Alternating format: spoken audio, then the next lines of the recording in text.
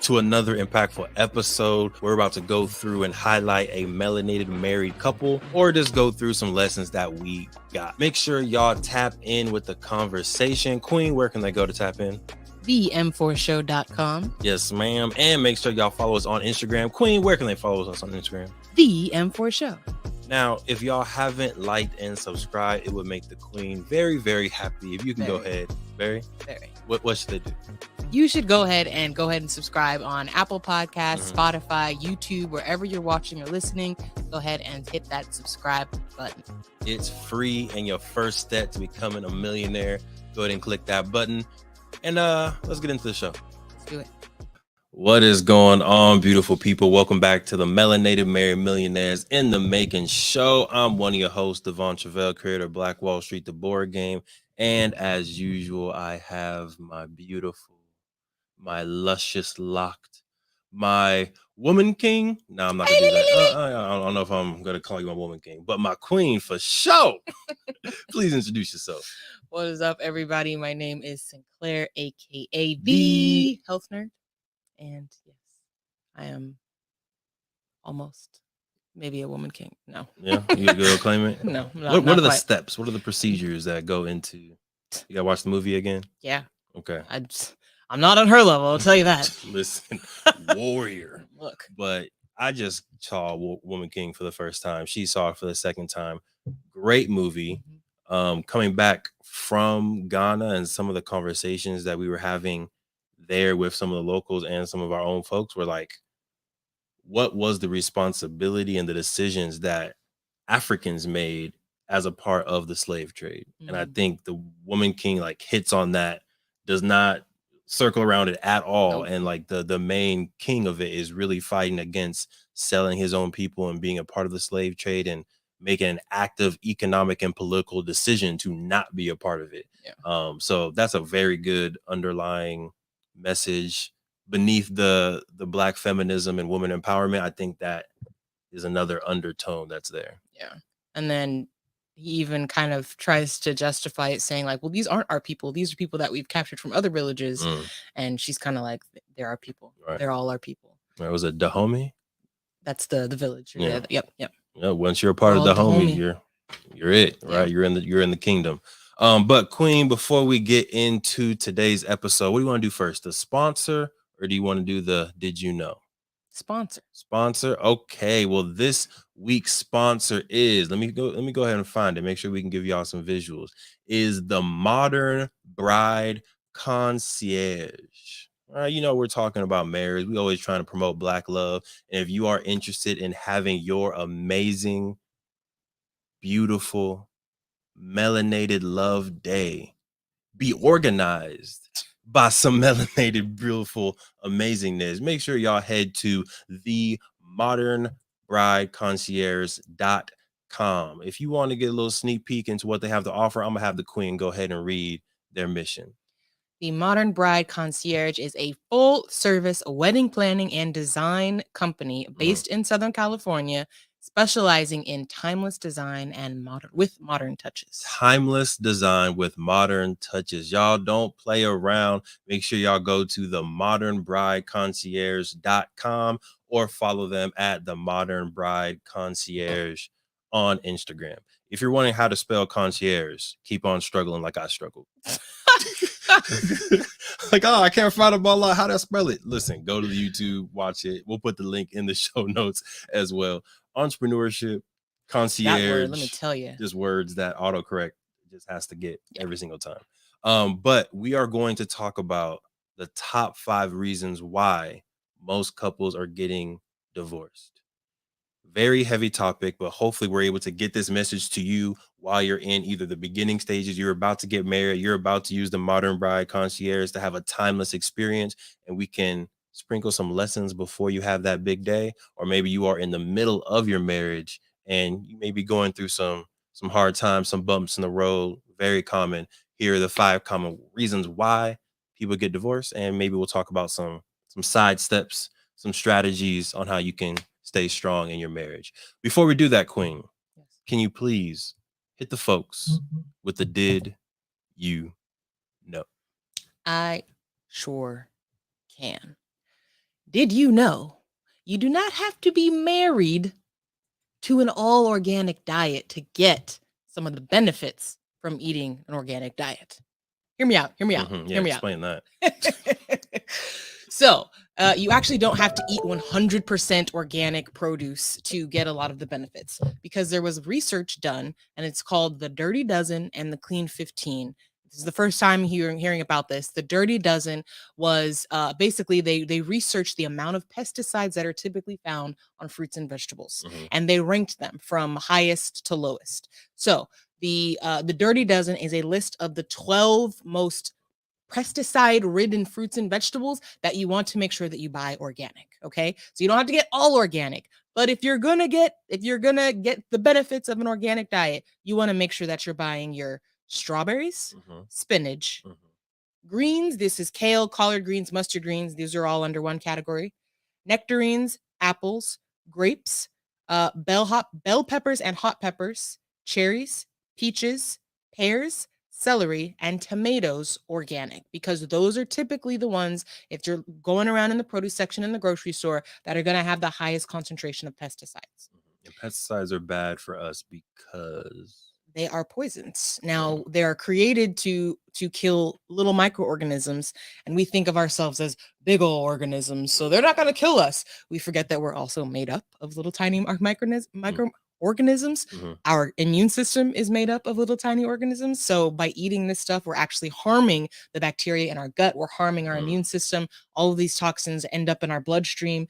Our liver gets congested. It causes a lot of issues. So another benefit here I'm going to tell you about is the Clean 15. So on the other side of the spectrum, these are the list of fruits and vegetables that have the least amount of pesticides. So you don't actually have to get these organic if you don't want to, and you'll probably still be decreasing the pesticide load that you're consuming. So these are avocados, corn, pineapple, onions, papaya, sweet peas, asparagus, honeydew melon, kiwi, cabbage, mushrooms, cantaloupe, mangoes, watermelon, and sweet potatoes. So those you don't actually have to buy organic. You don't have to break the bank spending those extra $1 or $2 on the organic sweet potatoes. You can buy conventional sweet potatoes and feel confident that you're still decreasing the pesticide load.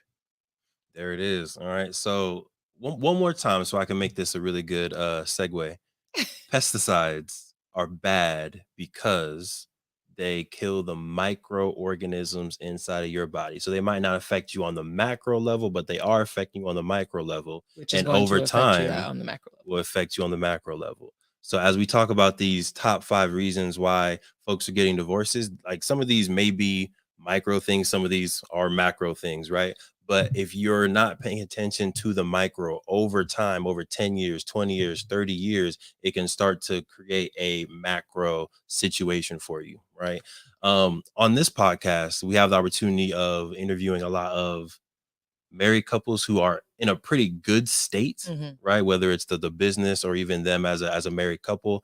We do reach out to some couples who are like, it's not a good time for us to come on. So unfortunately, I think we never get a chance to really talk to married couples who are going through the struggle, who can really actively, and the conversation could get real, but can really actively show us like, these are the struggles that we're currently going through. But while I was in Ghana, shout out to the aunties of Africa, I got to have some off-camera, off-scripted conversations about some of the hardships of marriage and some of the real negotiations or compromises that folks need to go through to have a happy and sustained marriage. So that's what kind of motivated this. I did tell the aunties of Africa that I would give them a shout out on the podcast. Hey, auntie. Black Panther. Hey, auntie. But we're going to get into the episode. If y'all have questions or comments, resources, definitely make sure y'all drop a comment down below. And of course, make sure y'all tap into the podcast on YouTube, give a like and subscribe. Queen, are you ready? I'm ready. All right. Well, without further ado, let's get into the episode. Over 50% of Black Americans are unmarried, and only 2% of Black families in America have a net worth over $1 million.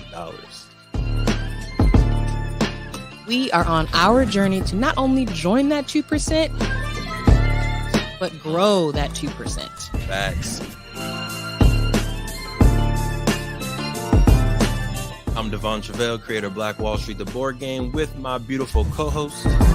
I'm Sinclair, aka the Health Nerd. You can go to our website at them4show.com, our Instagram at them4show, and our YouTube channel at Melanated Married Millionaires in the making. And welcome to the M4 Show.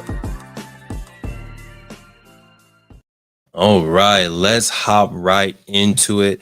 So as y'all, I'm sure know already, 50% of marriages in America, unfortunately, are ending in divorce.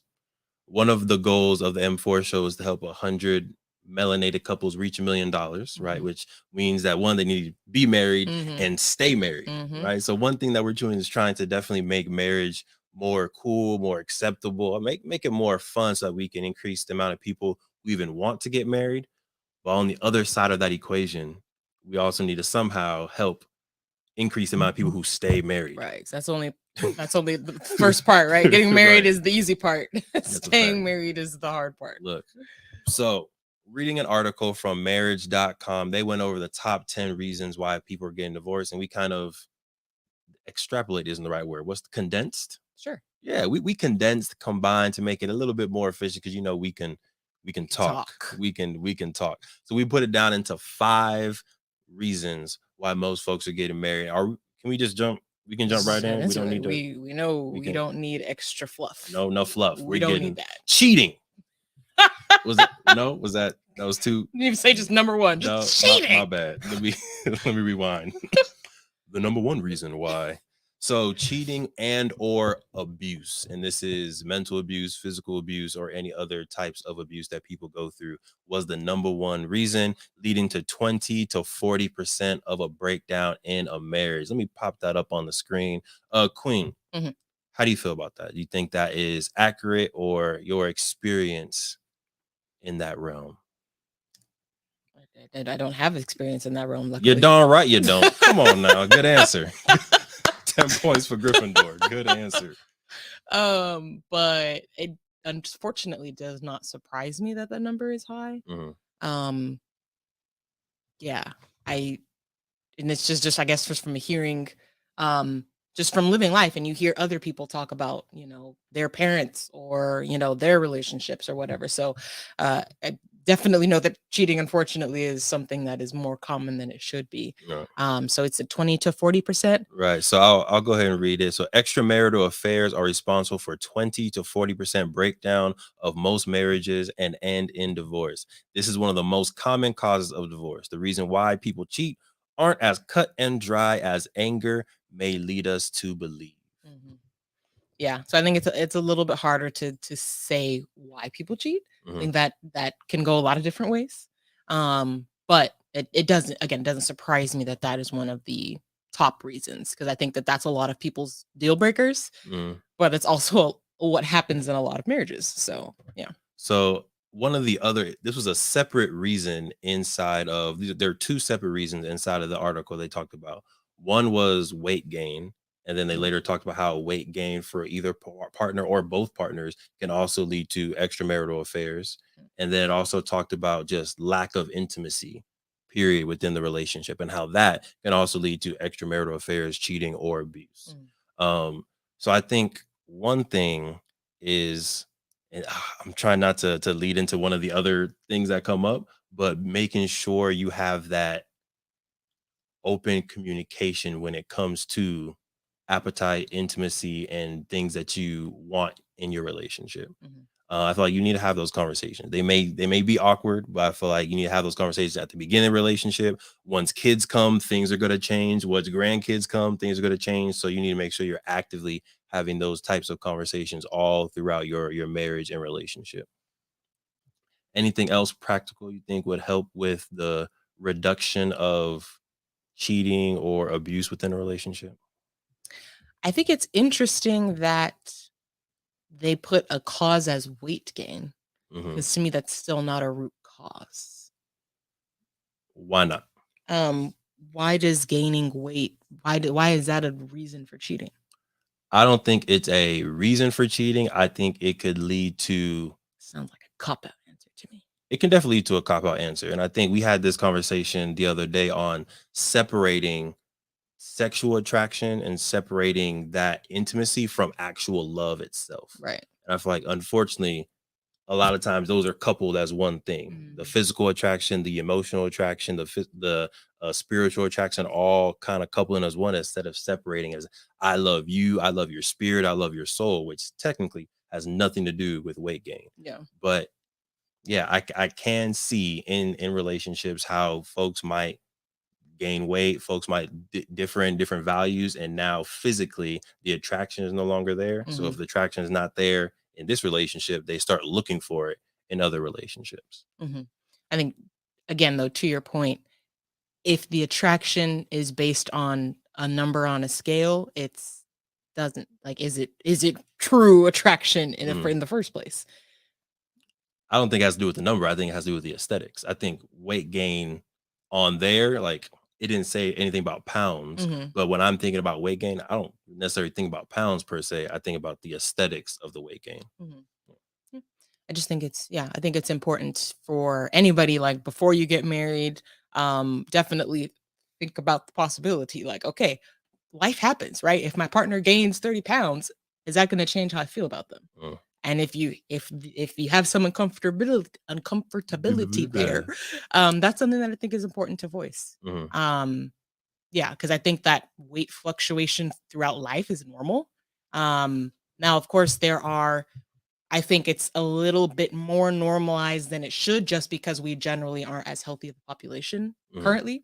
But I don't think that, again, that should be a reason why people's marriages are failing. So, yeah, I think it's just that's I think an internal, something you need to think of for yourself, but also something you need to talk with your partner about. Oh yeah, and that's gonna tie into number 5 when we come to it. So hold on to that. Hold on to the concept of weight gain, physical attraction, aesthetics, and see how it connects with number 5.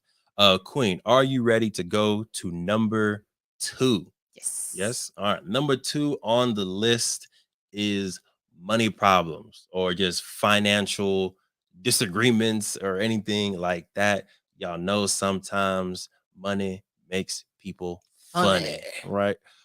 So Queen, before I start reading some stuff, what are your initial reactions to money problems being a cause for divorce?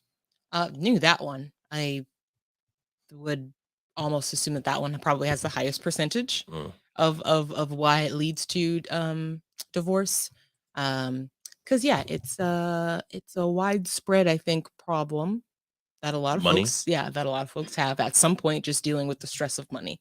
Um, so dealing with the stress of money with another person, depending on how personalities may align or clash, depending on, again, how many of these conversations you've had beforehand, how you're going to handle situations, how money is handled between the relationship. Um, I think those conversations are also important, so that, again, when money problems are going to arise, it's not like it's inevitable. So I think it's important, again, to have those conversations and kind of know how you are going to handle those problems when they come, so that it's not a surprise and you're not trying to figure it out as it's coming, because Right. that's going to be very stressful, Right. especially if kids are in the mix. Mhm. So, according to divorce statistics, a final straw reason. So it doesn't say this is like usually the reason, but a final straw reason for divorce is lack of compatibility in financial arena and causes almost 41% of divorce. Mm. Right. To be honest, this is the one that I'm most worried about because I think money wise, we have different ideas of what to do with money sometimes. And even this morning, we were having a good conversation about real estate and it got a little bit stressful. And it's not a situation to where it's like we don't have enough money. It's more so a situation of, okay, we have X amount of dollars. What do we want to do with X amount of Mhm. dollars? If we give Sinclair a million versus give Devon a million, the things might be a little bit different about how the money gets spent, right?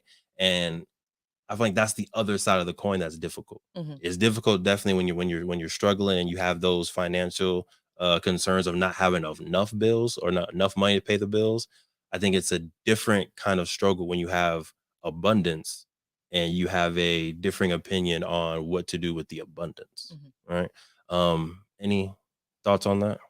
You just be thinking I would go wild out with a bunch of Not money. wilding out, but we do have there is a difference what we're doing. Mhm. Not saying that what I would do would be better, not saying what you would do would be better, but they're different. And I think that's the struggle in communicating, and we do a good job at communicating, but I Mhm. think that's the struggle in, okay, we have this X amount of dollars. What do we do with it? You think we should do this? I think we should do this. And then how do we come up to an agreement Mhm. where nobody feels like they lost? Mhm. Talk to me. I feel like in our relationship, how we've kind of figured it out is that you're more financially savvy. Mm. So we have conversations, absolutely. So I'm able to voice my opinion most of the time. Though at the end of the day, I'm like, all right, hey, this is your lane. We're gonna do whatever you want. I disagree. Okay, here we go. Yeah, so we're gonna talk about it. So one example is getting into investing into real estate. Mhm. We had the opportunity to either pay off credit cards or invest in real estate.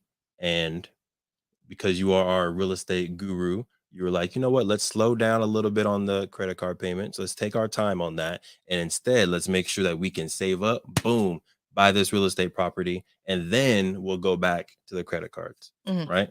So, in that sense, I listened to you. I was like, you know what, Queen, I got you. You want to invest in real estate? You want me to slow down on credit cards? I got you, Queen. And that's exactly what we did. Right. We see that how that went down differently. This is not the time to get into that though. No, but that is 80% of what happened. Sure. At least, right?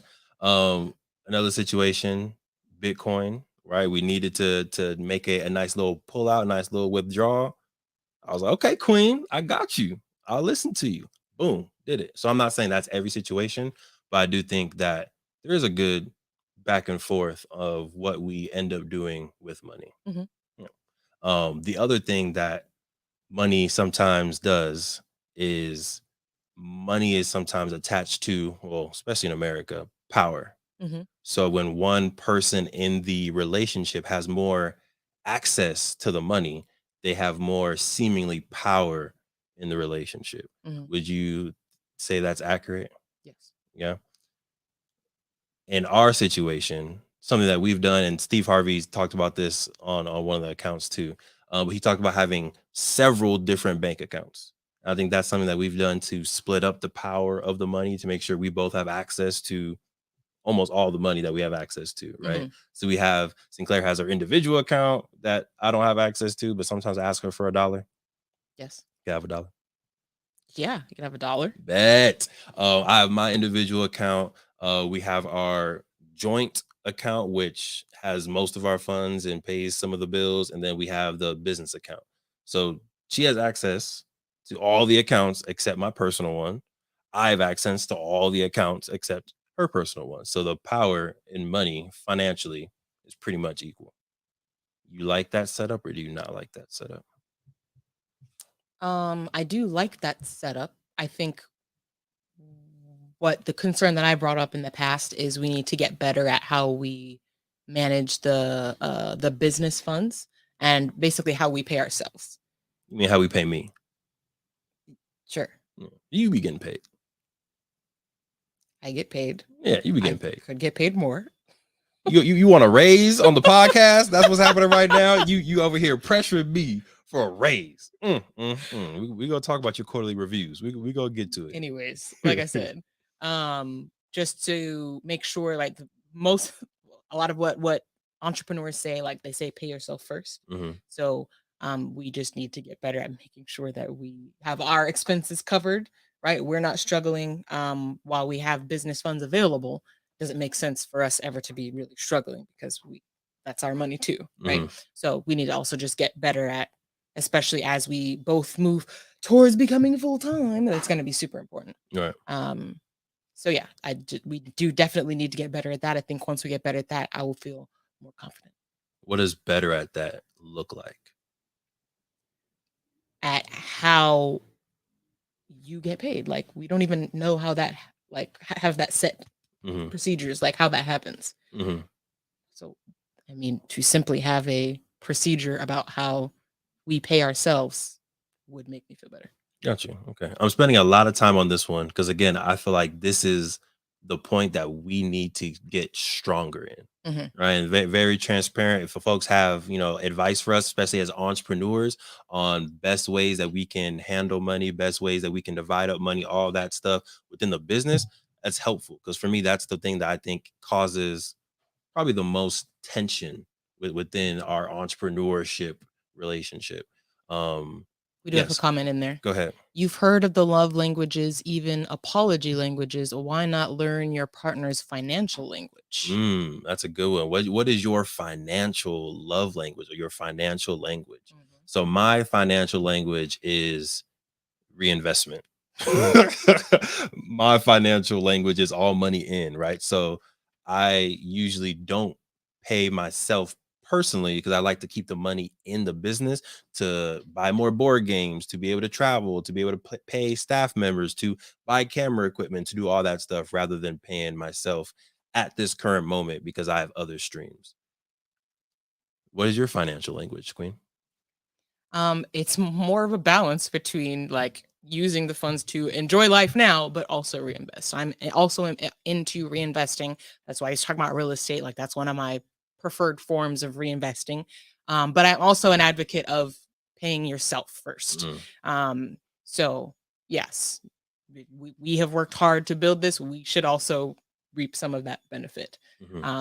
So yes, I'm an advocate of finding a balance for both, but I do love to travel. That's why, part of my why, I like right? to travel too. Yeah. So it's like, yeah, we should be able to budget for trips. Like that should be something that is set aside from the money from the business is going towards our ability to travel because that's important to us. Which we do. Yeah. So like I said, this is a live, intimate. What's another good word that describes this podcast? What's currently happening, Sinclair?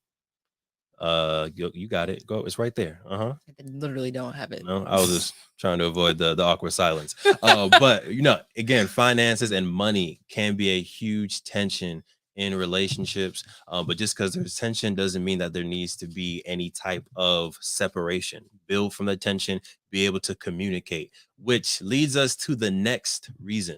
Number 3, top reasons why folks are getting divorced is poor communication and poor conflict resolution, right? So again, money wise, we're not seeing 100% eye to eye, but y'all just saw us live be able to communicate through it, work through it. Nobody yelled, nobody cussed because I have the camera on her. And after this, she got warrior woman king me.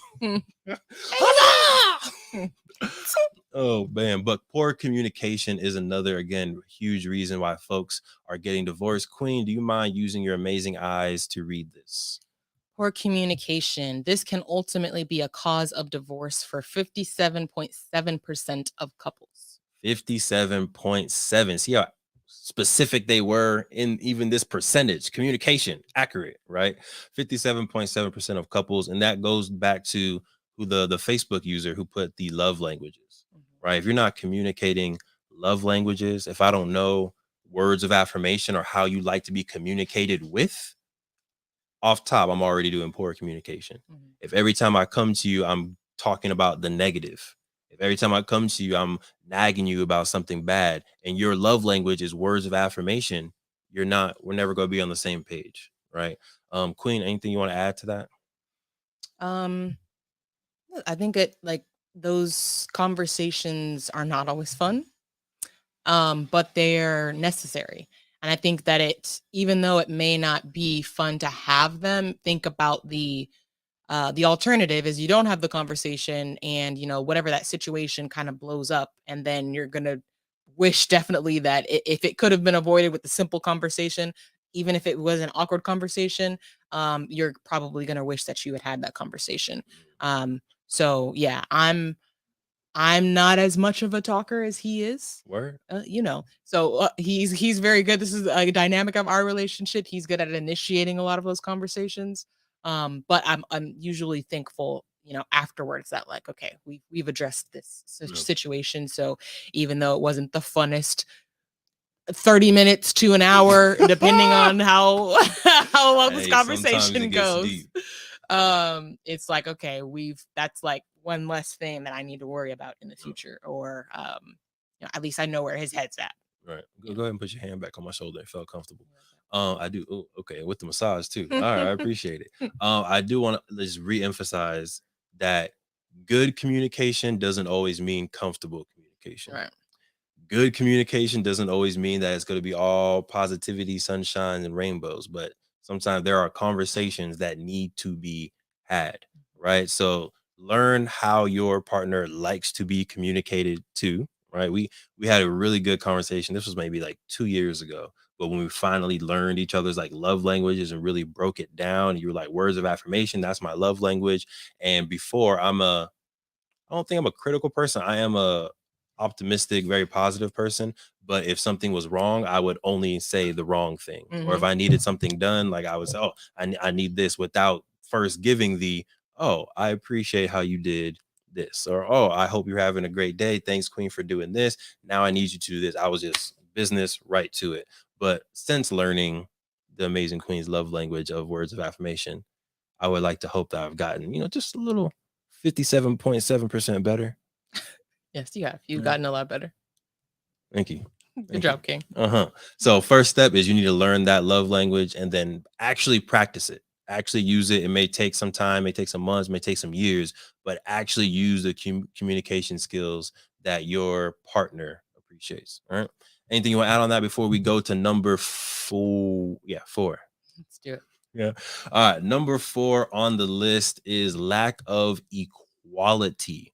And in here, let me go to the notes. I have a sense on what it was talking about, but I want to see what it says. So lack of equality comes closely behind the number one cause of divorce, lack of intimacy. When one partner feels they take on more responsibility in the marriage, it can alter their view of the other person and lead to resentment. Ooh, that's a tough one. This was, I think, one of the major ones that came up with the aunties of Africa, and it was the fact that before in our relationship, this is what we said our responsibilities were, but and then I got a new job, and then we got kid number 1, then we got kid number 2, and then we got kid number 3, and I'm doing all the motherly responsibilities, and I'm working a job, and I'm doing my wife responsibilities. My responsibilities keep on increasing, but yours aren't. So there's no equality in the responsibilities. So that seemed like a huge pattern that I was able to talk through with folks. How do you feel about the lack of equality in a marriage? I definitely see how that can lead to just literally not seeing eye to eye anymore. And to your point, like life has stages, right? Your marriage has stages. Everything has stages or phases, however you want to think of it. So I think it is important to have those touch points of like, okay, these are the roles we set out previously. Do these still make sense for where we are right now? Right. Like, okay, we got a baby now. How are our household? How are our financial? How are our entrepreneurial, all of these duties? How do we divide these now to where it makes sense? Right. I'm gonna be nursing. So how does that change our dynamic in a household or vice versa? Yeah, I think it's very important to have that. I don't know how often makes sense that may vary, person to person, couple to couple, but I think it is important, at least like once a year, just touch base, like, because a lot of things can change in a year, right? We went through a whole pandemic, right? Maybe you were both working, panorama. maybe you were both working in your jobs and now you're working at home, right? That's reevaluate. Like, okay, now we work from home. How does this work now? How do our roles and duties alter for our current situation? So I think that, yeah, it's important with life phases, with life changes, and just with personal development and growth. It is important to reevaluate and make sure that both people are getting their needs met. And I think that it takes a level of responsibility on both persons' sides to know that, like, it's an active process. Like being married is an active process. You have to love is an active process. Yes, it's not like if you wanted to lose 10 pounds, you're not just gonna wish yourself 10 pounds lighter, right? You have to actively work on that. You have to change how you eat. You have to get out and walk. You have to get out and you have to meditate. You have to, you have to do all of these things to put yourself in the state to be able to release that weight. And I think that is kind of the same thing with marriage is, if you, whatever type of marriage you want to build, you have to be an active participant in making that happen. So Yeah, I think that sometimes we can kind of get into like autopilot mode when you're comfortable, you've got that routine, but life has changed and it's now time to reevaluate and make sure that what you're doing now makes sense and vice versa for your partner. So yeah, Mm, I just think it takes responsibility on both people's end to be like, am I happy right now? Does this mm, make sense? No. Okay, then it's my responsibility to bring this up to my partner and make sure that I have made my thoughts known. Whatever needs I have that are not getting met, to voice those, mhm. right? And then it's also on the other person's responsibility to not only hear that and really receive, but also be open to making those changes. And I think that that's another thing. I know I'm probably going down a rabbit hole here. That's I don't know another. what you're talking about, Sinclair. I think that's another thing that can cause rift is people just getting set in their ways and no longer willing to even make change. Mm, And it's like that's a fact. at that point you're just two people living in the same house. Yep, which I have experienced not in our marriage, but in like other family members, how they're just in the same house. They may have separate rooms. They Mhm. may not be going on dates anymore. They're still married, still in the same household, but they're just kind of like roommates, which is an Mhm. interesting situation. I have a few comments. Yeah, I don't, I'm not gonna put a number on it, but first thing, like you said, like how often should folks be checking in? I like the rhythm and culture kind of that we have. And I know my dad does this too, of doing like every single year at the New Year's, doing like vision boards, Mm. right? Do that by yourself, do that with your partner, and be like, okay, this is my current vision for me. This is our vision together. This is still how many kids I want. This is still the dream house I want. This is still my dream job or dream business. This is still my dream relationship and things that I want from my partner.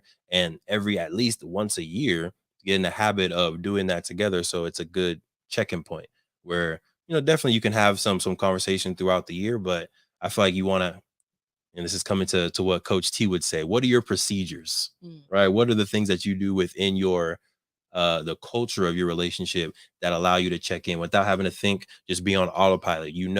Every single year during New Year's is going to be your opportunity to re-energize the relationship and check in on things. Another natural point that could help folks is your anniversary. It's a good one. So it is a kind of a natural point throughout the year that you're going to be focusing on your union, on your marriage, and hopefully celebrating. But I think along with that celebration, again, that could be also a good point. It doesn't have to be on the anniversary. Maybe the day after. Maybe you have one day where you're just staring each other's eyes, and then the Mhm. next day you have that conversation of like, "Hey, It was too fast of a transition. sorry, You sorry." went from rubbing my face to, oh And man, then the next day, it's that sit down of like, okay, we've made it to however many years. yeah. Where are you right now? Like, are you happy? What can I work on? What can I think that that's another natural point to really really reevaluate the marriage, the relationship, and what you can do to Mhm. to change. So I want to bring up one more point. I do like that, and I think this is kind of riding that wave. And hopefully, we don't go too deep into a rabbit hole. But I want to talk about equity versus equality. Hmm. Because I think the trouble and one of the biggest barriers of marriage is people are looking for equality. People are looking for, I give this much effort and my partner gives the exact same effort with the 50 exact 50. right. I'm looking for a 50-50. You pay this 50%, I pay this 50%. You take out the trash 50%, I take out the trash 50%. You cook 50. Like, I think we're looking for that equal relationship. But in my mind, and last year when the FYB team came out, I think this was Derek's point on like, I don't look for equality in a relationship. I look for equity. Mm. If I have strong things that I know I can do, if I can hold more weight, why would we carry the same weight? Right, Right. right, If me and you are stranded in the desert and there's two bags that are 50 pounds each, it does not make sense for us both to carry the 50 pounds. right. It makes sense for me to unload some stuff that's in your backpack, put some stuff in mine, maybe another 10 or 15, because you got strong legs too. But a little bit more. Yeah, you got, what I'm saying? You be doing your thing, My kilograms. kilograms, but it makes sense for me to hold more weight.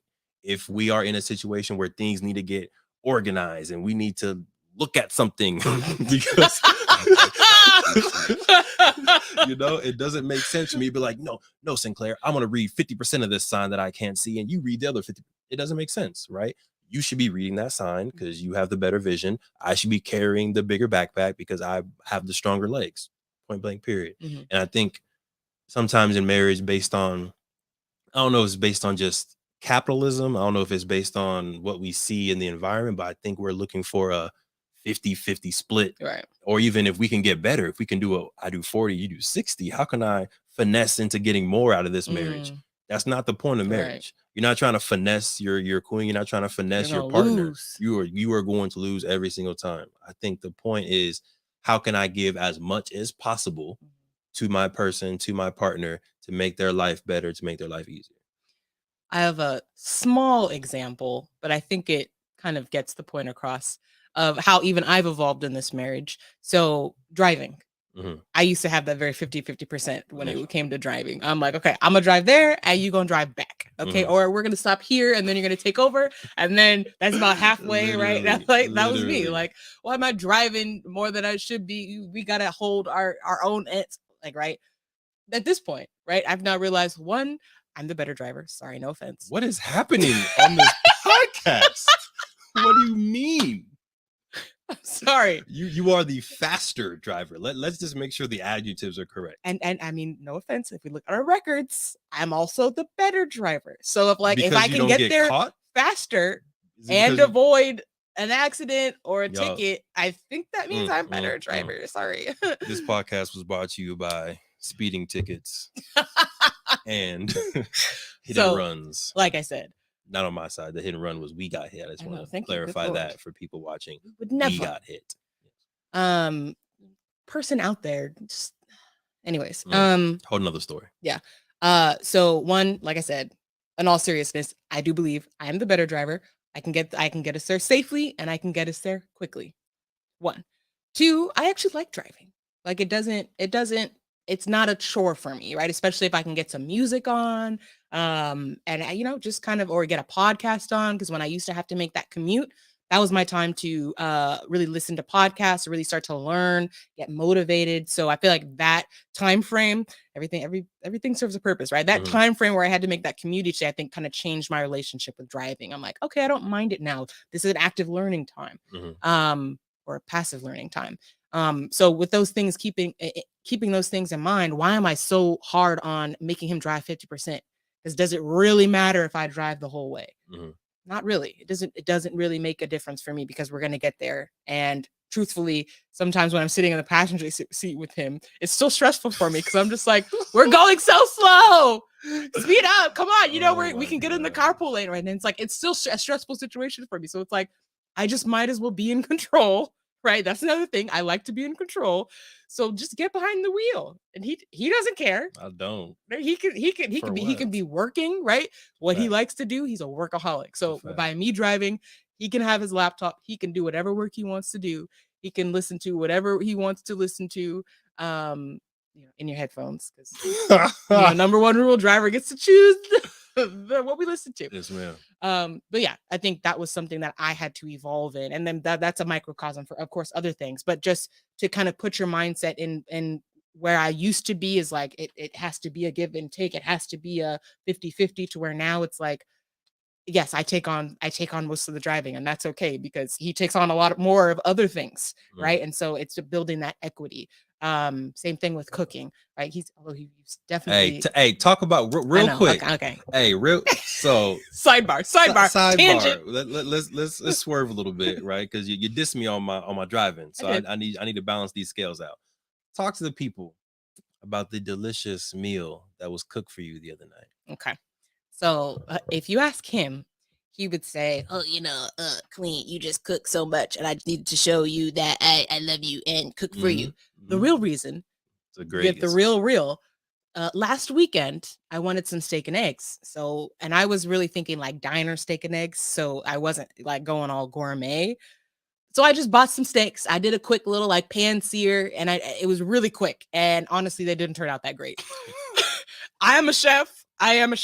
Steak is my kryptonite. I don't know what it is. I just am not good at cooking steaks. It was funny because she asked me, like, we were in the middle of eating, and she was like, "Oh, how's the meal?" And I was like, "Oh, the pancakes, delicious. The eggs. Ooh, the eggs are really good. Ooh, that spinach, ooh, that's delicious."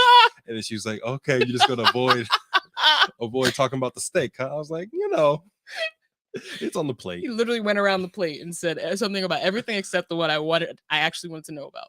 Long story short, he wanted to outdo me. And you know what? I have no problem with him I trying to wanted outdo to me. educate you. I did not have any intent on outdoing you. That was just the result. But I wanted to just educate you on the way that steak should be cooked and properly prepared hours in advance. I just wanted to give you a proof of concept to show you that it could be done. And now you know, and now you have the technique and you're going to do it. Just like in entrepreneurship, I started the business to show you that it could be done. Don't try to It's the same. don't try to. You see how he just finessed that You see into that? how he okay. I This is what I deal with. So my role in the relationship, queen, is Finesser. to lead and to lead by example and to show myself, show you, show us what is possible. And I do that in every fashion, including cooking delicious steak. So I just want to, fast forward a little bit to the delicious steak. What would you rate it out of 10? So we can get back to the episode.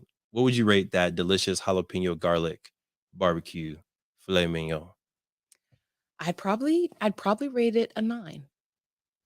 It was up there. Talk to me. It was up there. Talk to Literally, me. yeah, it was perfectly cooked. Perfectly cooked. Had a little char on it, but it was perfectly medium. Had some pink, not red, but some pink in it. Yeah, it was super tender.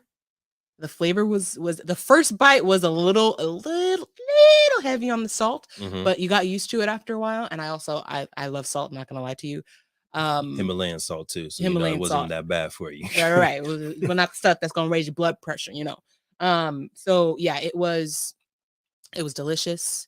I was iffy about the flavor combination. That was also good. Yeah, it was honestly great. The only thing I said that it could make it give that 10 is just a little back, just a little bit on the salt, just like literally like two little salt kernels, whatever they're called, grains. And then yeah, just some sauce. The sauce was good, so I wanted some extra sauce to put in my really sop my steak in, and then my potatoes too. Okay, noted. But I do want to get back to the actual conversation, right? We talking about again? We were talking about equity versus equality, and you brought out some great points about how you used to be very intentional and measured about, okay, I'm gonna drive 50% if we're driving up to Northern California, or if we're driving, to my parents' house and back, I'm gonna drive there, and then you're gonna drive back. But there was a tipping point where you were just like, you know what? I think I don't mind driving personally. I think within this relationship, I'm the better driver. We'll unpack that on another time. You know what? We'll unpack another time. But I'm a better driver. She's a better driver, and Devon can get work done while we're in the car. So I think it's about of. I love how you were thinking about the holistic relationship and not thinking about me as individual. Right, that's where the shift is. That's where the shift is what, as a unit, our time is our time, right? It's not about my time versus his time. It's our time. In this hour of transportation, what is the most efficient use of our time? One, Sinclair will get there faster. That is a fact, right? So already we're getting there to the destination faster, more efficient. Devon will be able to get work done to produce revenue, produce content, to produce energy for our business while I drive. So while we're driving, we're also working, producing, more efficient, right? So yeah, I think that was just a good bar that I'm hoping people pick up on, is like, when you're thinking about activities that you're doing, responsibilities that are yours in the relationship, don't think about it as just me time. Think about it, how does me doing this create other opportunities for my partner, for my kids, for other people within the relationship? And is this the most efficient way that I can be serving our relationship? Right. And I think that even if it's something that you sacrifice to allow that person to have some me time, right? So I think about, especially like when kids come into the play, right? If mom is struggling, right? What can I do to just maybe give that mom just a little, like 30 minutes of time a day just to do her own thing, right? And again, it doesn't that is still helping the unit, because now she can come back and be her full self, more energized, right? Not drained. So again, it's looking at the whole unit as a whole, rather than pieces of it, right? Rather than what's going to be best for me, what's going to be best for her, but what is actually going to be best for our unit. Are you a team player? Yeah. Right. It's like sports or dancing, which is a sport. Yes. Right. Okay, I don't want to The get. fact that you questioned it. We had another conversation about something. You were like, "That's not a sport," and I was like, "Oh, okay." And I don't know if it was dance or if it was another thing. I don't know. No, so it definitely wasn't dance. What you're This is saying? not dance. You know my stance on dance. My stance on dance. Hey, which leads perfectly to our next topic, which is vision and values aren't aligned, right? And values, one of them being dance as a sport. It's a value. You saying we're not aligned? We are aligned. Oh, That's okay. that's why it's important. No, we are aligned. But I think this is a huge kind of general bucket, but very important to have the vision of your relationship, of the roles that you'll play for each other and for yourselves.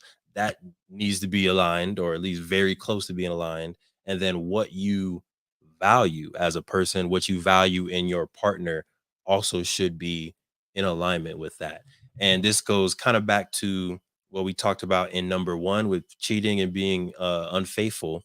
If fitness is a prime core value for you as an individual, that needs to be communicated to your partner. Right. Because if, let's say, 20 years, 30 years goes by, they've had 5, 7, 10, 15, 11 kids, right? And they have gained weight, and the fitness of core value, the core value of fitness was never communicated. And you're over here complaining about something that never was put into expectations of your relationship. Money. We talked about the use of money, investment versus leisure and vacation. And how are y'all talking about your value of money? Love, intimacy, like all those things are values. And if you're not in alignment, or at least in communication about those values, I think that can lead to a lot of tension and ultimately divorce. And I think it's also figuring out which values are your personal values that just need to get communicated so that they're aware, they're on board, and which values you expect to be shared values, if that makes sense. Break it down. So like you said, fitness. For some folks, they maybe their working out time, their fitness time is really just for them. Like that's their me time. I don't need to work out with you. That's a fact. I just know that that's me, and that I treat my fitness, regime very seriously. So you just need to know that I'm going to have my 30 minutes to an hour out of the day to work out, and don't have an issue with that. Right. So there's that, but there's also the fitness is important to me, and I also want it to be built into the fabric of my family. So it's important for us to work out together, or it's important for us to have a workout routine. It's important for us to do that with our kids. I think that's a different conversation, in my opinion, because now I have to now be on board with that. Yeah. Does that make sense? It does, but I think there's also that third one of fitness is important to me, and I want fitness to be important to you. Yeah. Not necessarily we have to do it together all the time. And I think that's probably where I'm at, because personally, I love working out, but I like being with myself when I work out. So I can listen to my audiobooks. I can have my weird thoughts and conversations with my head. And I don't have to be social, right? And that's why, you're going to your yoga scene. You're like, Devon, come to yoga with me. I'm like, I'm good. There's no socialness in yoga, by the way. There's not, but there kind of is. I don't know. I feel like for me, whenever I'm around people, I'm social.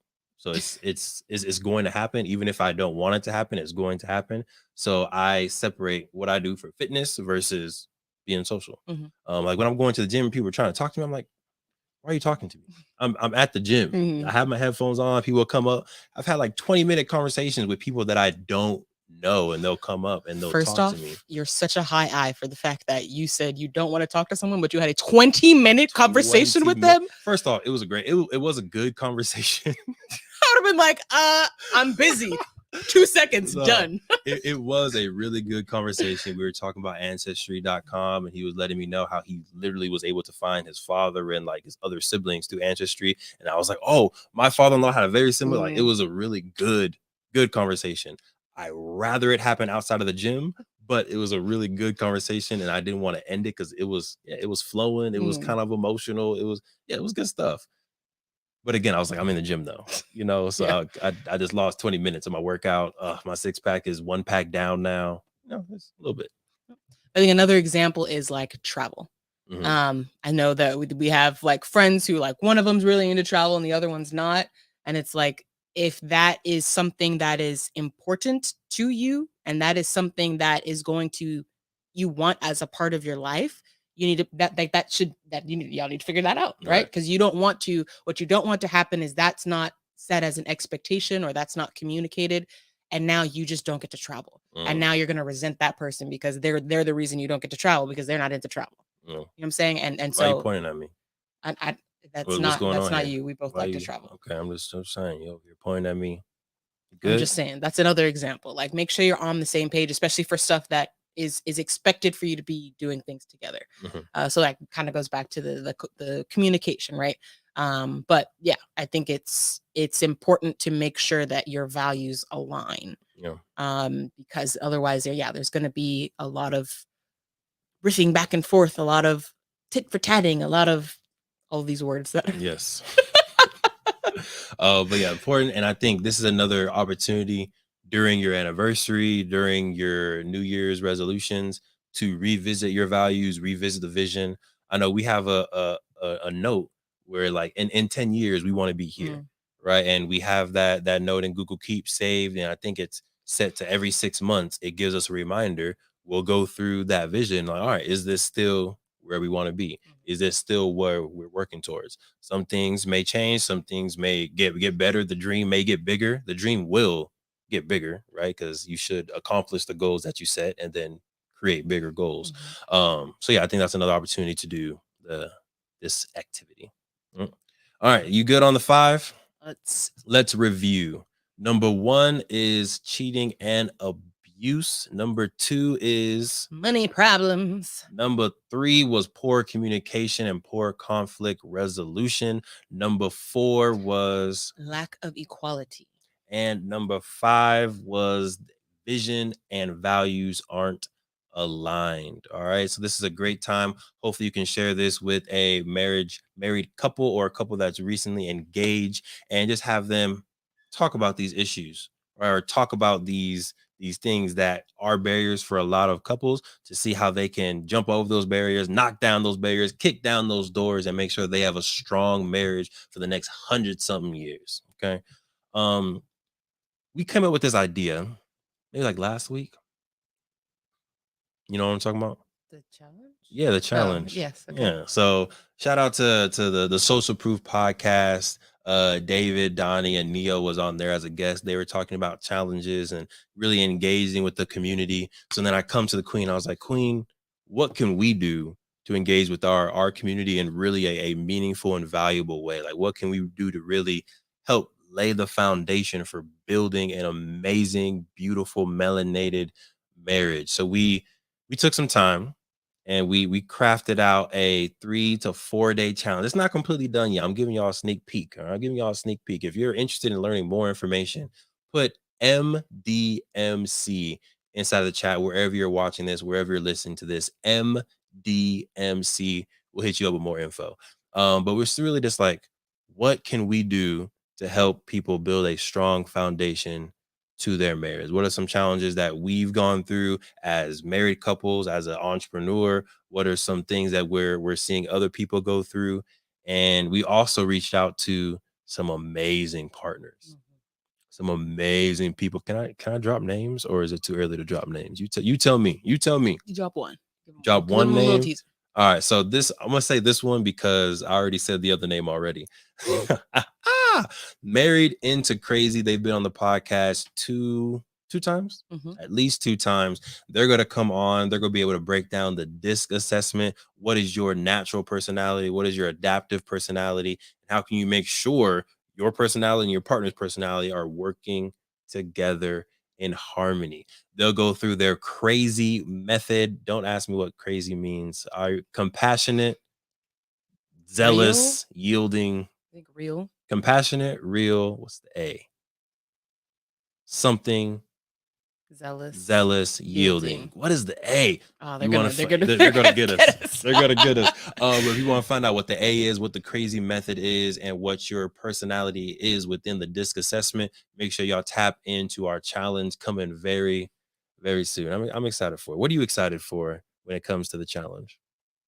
Honestly, probably for them to kind of go over the DISC assessment, and for people to, like, there may be people out there who've never done it before, and maybe that's their opportunity to first kind of dive into the assessment and figure out what they are.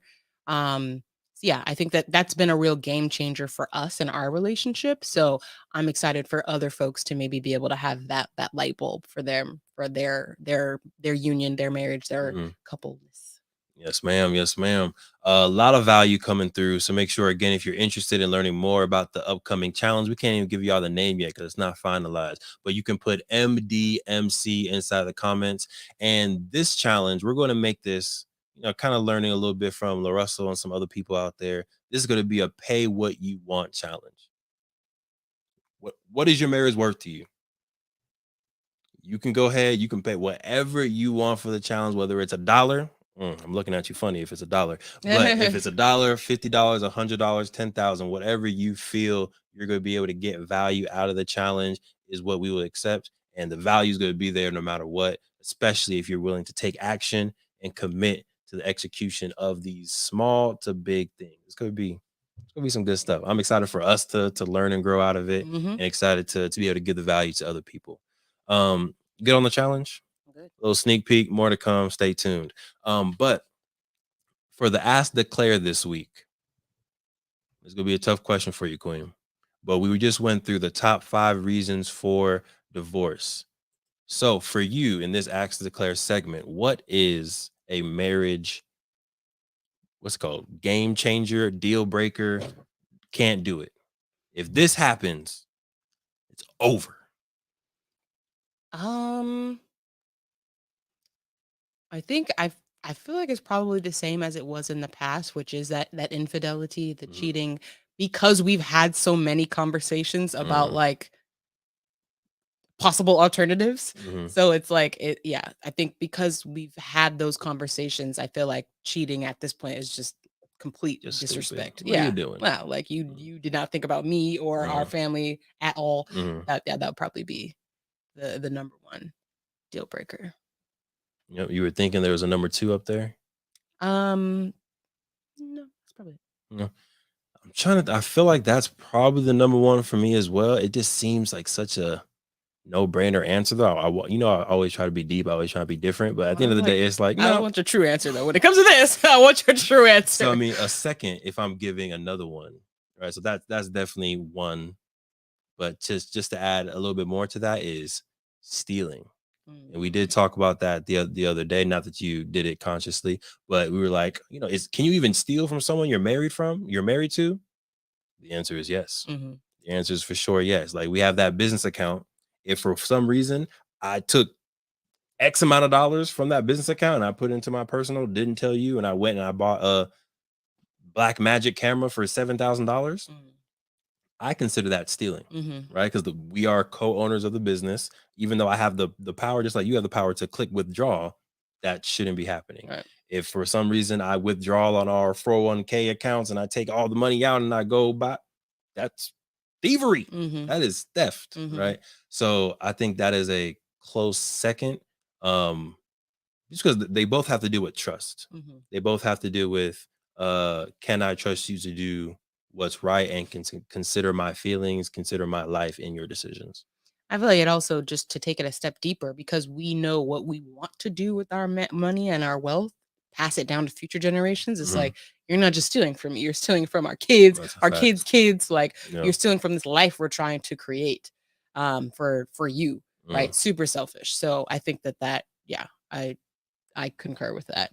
Um, but yeah, just to take it another level on why it's like not even just the trust. That's Mm. a big issue to begin with, but also it's like that just super selfishness. Yeah. That would be just huge turn off. I don't know you could come back from. Yeah. Not at all.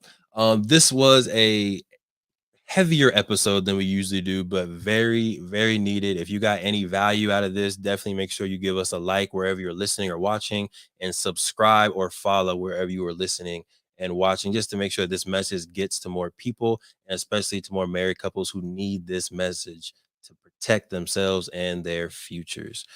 Queen, as we end today's episode, do you mind giving some updates that you have, anything that's on your heart that you would like to share with the beautiful people? Yes. So we still have our adventures, Black History Adventures of Rose and Rodney Perfect. campaign going on. So again, in case this is your first time hearing about it, Black Wall Street, the board game, was created based on the history of Tulsa's Black Wall Street, and that's for ages like 5 or 8 and up.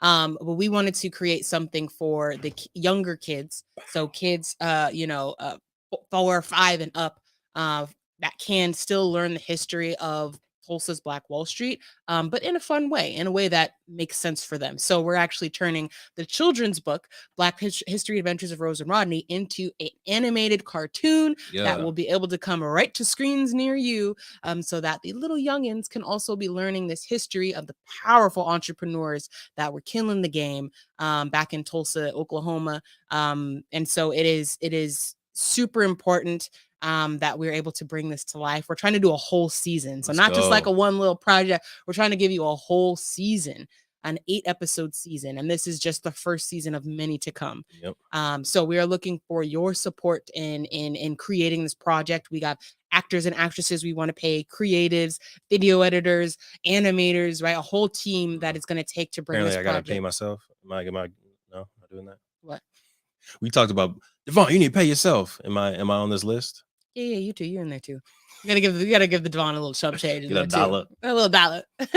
But anyways, it's gonna take money to bring this to life. So we are looking for support from the community. Anything you're willing to donate. And it is not, I say donate, it's a contribution because you get something out of this. We have rewards. So you get games, you get custom pieces that anybody else who has this game is not going to be able to have these custom pieces that we're providing for you. Flashcards, and you can even get your name in the credits when we make this a real show. So definitely go and check out the rewards that you can get on your side. But on our side, we're going to be able again to bring this full 8-episode season to life, so that the youngins can really take this, absorb that history, and who knows what's going to manifest from that. What future entrepreneurs, doctors, lawyers, business owners, presidents, right, are going to come from them knowing this history and the empowerment that comes along with it. That's a fact. And in all seriousness, in case you don't know me, I won't be taking any money from the thing. That was a joke. All money will be going towards the team and paying for other stuff, just in case you didn't catch the fact that earlier I don't pay myself out of the business. Just wanted to clarify that. But yeah, very, very excited. Like the Queen said, we have actually 7 seasons that are visioned out, mapped out, where they'll be able to go travel to different Black empires and cities all around the world. I just got back from Ghana. Mali is going to be one of the locations that Rose and Rodney go to. I learned a little bit more about Kemet from Tony Browder and Atlantis Browder. Kemet and Egypt is going to be one of the places that they go to. Seneca Village is going to be a place.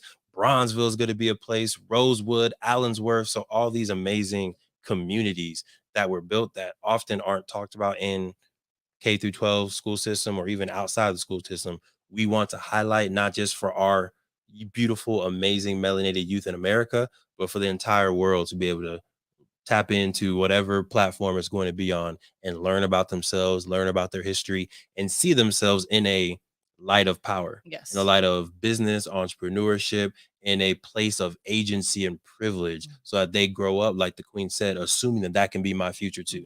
You grow up as a 6-year-old, as a 5-year-old, watching doctors, lawyers, pilots, Madam C.J. Walkers, barbershop owners, restaurant owners, and that's what you're consuming subconsciously all throughout the day. There's no limit to who you're going to be 20 years from now when all your subconscious actions come to fruition. So we're very excited for the impact. We're very excited for the fun adventures of actually making the cartoon. So make sure y'all go to playblackwallstreet.com, click on the campaign link right there and fund it. The fund has been extended to November 7th. So you do have the amazing opportunity to go to that link, share it with a friend, share it with a family member, and contribute whatever you're able to today.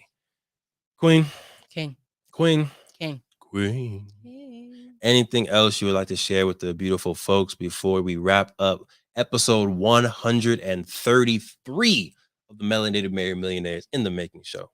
I think that's a wrap. That's a wrap. All right. Well, we appreciate y'all for tapping in. Again, make sure y'all share this with a friend and give it a like just to help us out. We're seeing the growth in the analytics.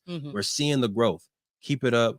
We appreciate you. We're definitely going to keep it up. We're going to be here every single week, giving y'all content, giving y'all value. My name is Devon Truvel, creator of Black Wall Street, the board game. And I'm Sinclair, aka the Health Nerd. Make sure y'all secure the marriage. I'm going to say that twice. This is because of the content. Make sure y'all secure the marriage. Make sure y'all secure the love. And of course, make sure y'all secure the bag. Peace. Thank you for supporting the M4 show and our mission to increase the wealth of Black families. If you received any value from this episode, any value at all, any, do us a favor and give us a like and subscribe on YouTube and Apple, Spotify, anything, all of them, all of them, wherever you're listening, go ahead and like and subscribe. And after you like and subscribe, make sure you send this episode to at least one family that you really want to see win. We'll catch y'all next time. Peace.